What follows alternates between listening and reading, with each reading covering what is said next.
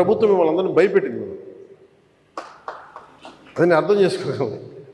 కానీ మేము మీకు భుజం కాసే వ్యక్తులు మేము.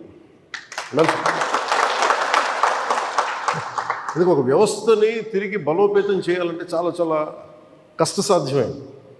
నాకు నిజంగా చెప్పాలంటే ఒకసారి నాకు ఇది నేను చాలా ఆనందంగా ఎంచుకున్న శాఖ. నేను ప్రభుత్వ ఉద్యోగ కొడుకుని, ఆ జీతాల మీద మేము పెరిగిన వాడిని. మా నాన్న జీతాలు రాకపోతే మమ్మల్ని స్కూల్ బయటికి పంపించి మళ్ళీ జీతాలు వచ్చిన తర్వాత మళ్ళీ స్కూల్లోకి అలౌ చేసినాయి అవి కూడా ఉన్నాయి నా సంఘటన. అలాంటి సంఘటనలు ఉన్నాయి. అందుకని నీ కష్టాన్ని అర్థం చేసుకోగలను. అంటే 1వ తారీఖు జీతం రాకపోతే ఏమవుద్దు నాకు అనుభవం ఉంది. అలాగే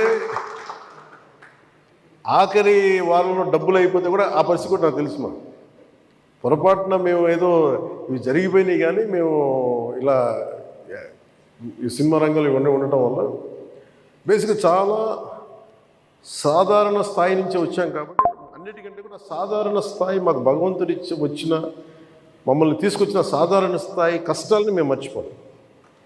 అందుకని ఈ రోజున రోడ్ల మీద బయటికి వెళ్ళి ఎందుకు ఆగి ఎందుకు మాట్లాడుతానంటే ఆ కష్టం ఎలా ఉంటుందో నాకు తెలుసు. ఇందాక మీరు ఇచ్చిన రిప్రజెంటేషన్ కూడా ఆ కష్టం ఎలా ఉంటుందో నాకు తెలుసు. సో ఇలాంటి స్పందనకి వెంటనే ఉంటుంది.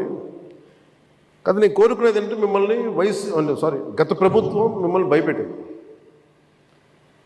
అంతకుముందు ఉన్న ప్రభుత్వంకి మీరు ఏదైనా ఒక నిరసన చెప్పడానికి చాలా బలంగా చెప్పగలిగేవారు.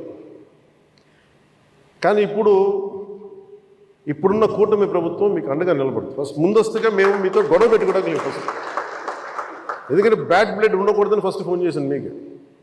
అరే వస్తే నువ్వు కలవలేదండి, నువ్వు కూర్చొని పెద్ద ఆఫీసులను కలుస్తాం, మమ్మల్ని కలవవా అనే ఒక చిన్న బాధ ఏదైనా ఉంటుంది. ఎందుకంటే నాకు తెలుసు, మా నాన్న బాధ నాకు తెలుసు. అందుకని వెంటనే ఫోన్ చేశానండి. ఆ కష్టం నాకు తెలుసు.